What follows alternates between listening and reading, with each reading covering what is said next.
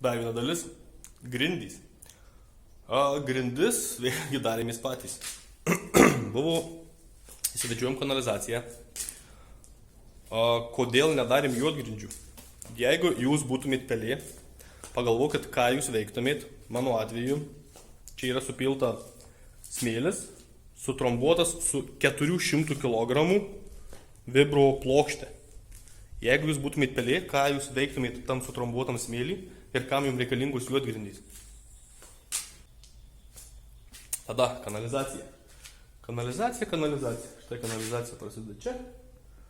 Iš vonios, 50 ir tada 100 vamzdis, 100-110.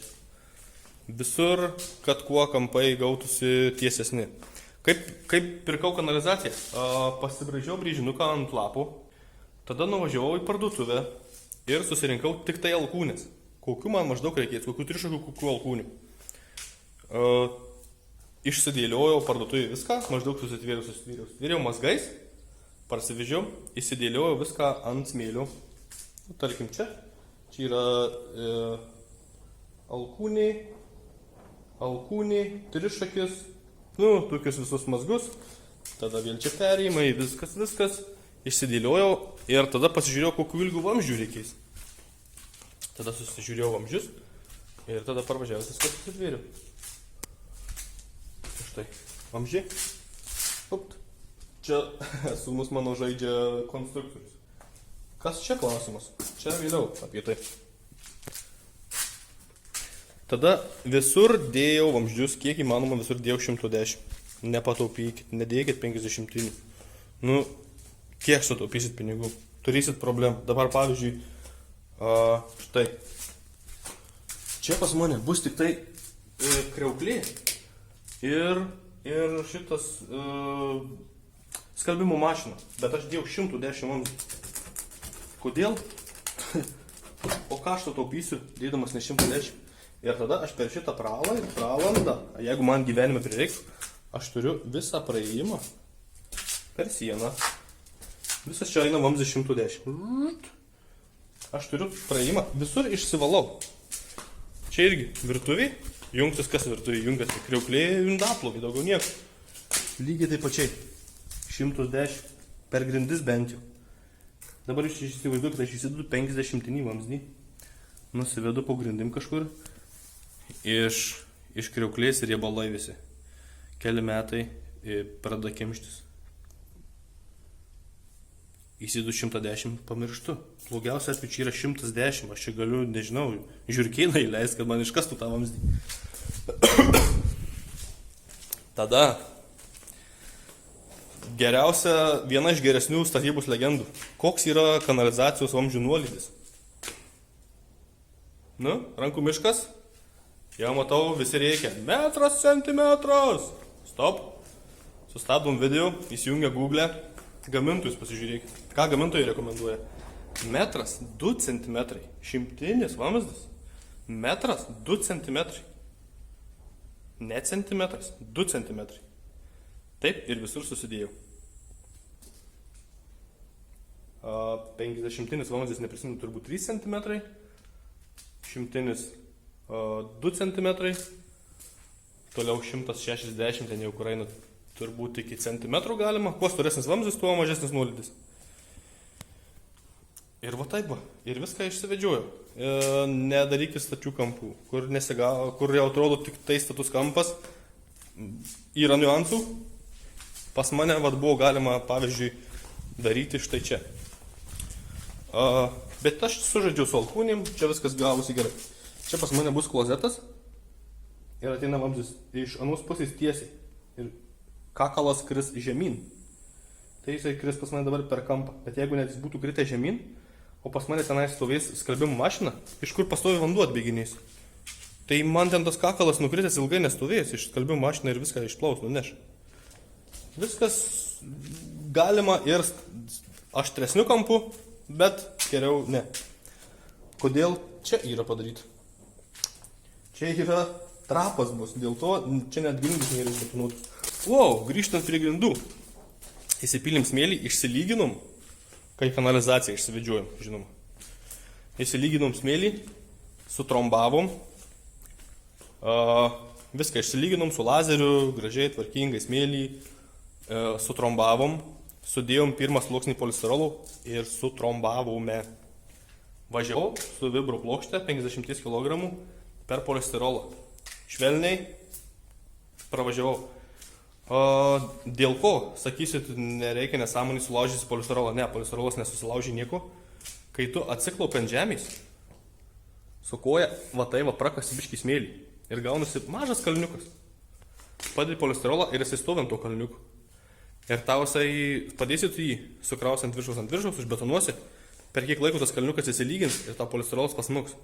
Dėl to pasmuks ir grindys, dėl to pasmuks ir sienos. Tai šitoje vietoje pirmas sluoksnis polistirolų sudėjau 25 cm.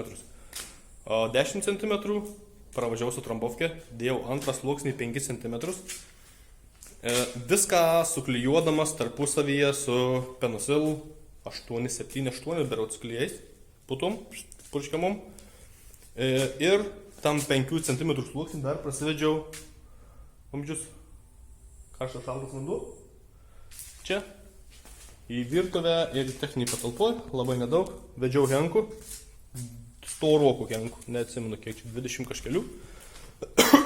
Recirkuliacijos nedariau.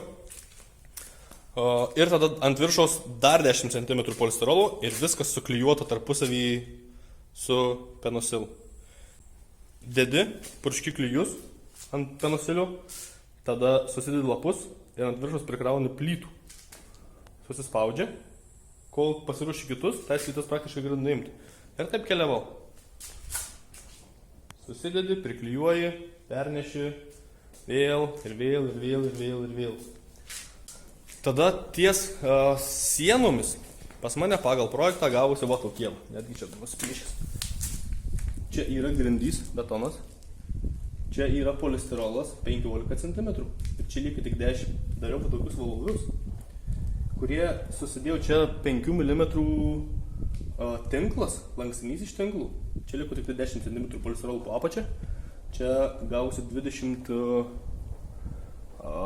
15 ir 7,5, va tiek va gausi betonų. Manau, kad sienos šiandien nesulūš ir laikys viskas.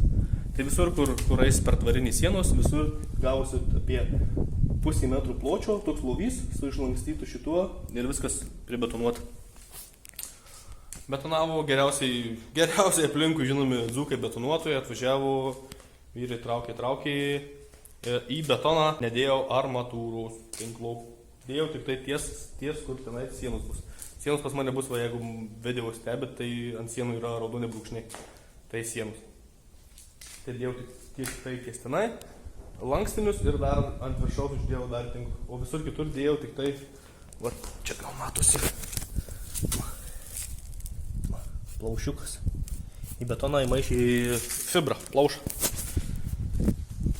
Tai vat, klausimas tada dar vienas. Kas čia? Kodėl žemiau? Atsakymas labai paprastas. Du galimi atsakymų variantai, abu teisingi. Toksai padarytas tenai, toks padarytas čia ir toksai padarytas čia. 1 cm žemiau. Štai. Klausimas, kam tas reikalinga. Du variantai. Vienas dalykas, plytelės galimai būna storesnis negu laminatas. Tai kad susivestų tiesiai. Kitas dalykas, visos 3 patalpos bus šlapios. Vonia, dušas ir techninė patalpa. Išsiliejus vandeniu, pavyzdžiui, skalbimo mašinos, tam, kad neišbėgtų vanduo kažkur tai, liktų vonioje, tam yra daroma žemiau. Nes dažniausiai betonuoja tiesiai, betonuotojams tiesiai paprasčiau padaryti, negu paleisti centimetrų. Jie nesuko galvos. Grindinis šildymas buvo sudėtas 18 mm Danfoss Pexa. Vamzdeliai, plastikiniai, ne 3 sluoksniai. Danfoss Pexa, 13 kontūrų kolektorius. Išvedžiota. Darant kontūrus pasiėmiau programėlę Uniporn, kažkokių yra įmonė vamzdžių gamintojas, kuris duoda savo nemokamą programėlę CAD Loop, berods vadinasi. ar LoopCAD kažkokia tokia, kurioje gali nusipiešti visus kontūrus, jų ilgius rodo, šildymus ir ten viską. Tai pas mane gavosi kontūrai po 96. Atrodo, kas čia tokio. Pats kontūras yra 70 berods metrų gale. Bet kol nuo tenai ateini per visą iki kolektoriaus, dasideda dar apie 30 metrų berods. Tai kontūrai ganėtinai vienodai gavosi. Ir dar ką padariau įdomiai, palei langus prasivedžiau atskirą kontūrą. Palei langus, užsisuka, pareina, žodžiu, 4 vamzdeliai. Vienas kontūras ėjo vien palei langus. Reikės ar nereikės, nežinau. Nešildžiau, nedariau šildymų po baldais. Čia tikrai bus virtuvės baldai. Tai po virtuvės baldais šildymų nedariau. Tiek po virtuvės baldais, tiek po pačia vaune, tiek po dušu. Dėl ko nesidaro? Dėl to, kad po dušu, pavyzdžiui, nesidaro dėl to, kad šildomus grindys išdžiovina trapą ir smirda. Ir viskas tvarkoja, sprendžiama, yra sauso tipo trapų, bet kam apsikrauti. Iš tikrųjų, kam to reikia. Po baldais, pavyzdžiui, net kam šildyti grindis po šaldytuvu. Po šaldytuvu turi būti kuo šalčiau, nes tu šildysi tam, kad šaldytum, nelogiškai. Tai va, tai toks reikalas. Išsilygino viskas, susibetonavo 7,5 cm, lygiai visur atvažiavau, stebėjausi. Susidėjau kompensacinį juostą visur. Po to dar prieš tai atvažiavo langai. Ir va štai toks mano namas. Taigi, tai šiaip namą praktiškai visą esu pats pačiupinėjęs. Pats nedariau tik tai sienų iki saramos, nes polius greičiau pats, nusikasiau pats, susivirinau visas armatūras pats, susidėjau pats, viską pats, betonavausi jas pats, klijavau pats, viską dariau pats, plėvelės visas susidėjom su bendradarbiais, stogą susidėjom, viską. Pats nedariau, tik tai nebetonavau grindų, dėl to, kad atvažiuoja specialistai su įranga, dėjau, kelios valandos padaryta ir pats nedėjau langų. Vėlgi, atvažiavo specialistai ir sudėjau.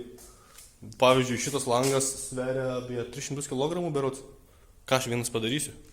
Jie, kai dirbo, aš net sakiau, ne vyrai, jie atnešė 3 tą langą, vos 3 atnešė, kėlė, aš sakiau, jums nepadėsiu dėl to, kad sudaužysiu, tai po to sakysit, kad aš sudaužiau. Tai va tiek, o šiaip viską dariausi pats.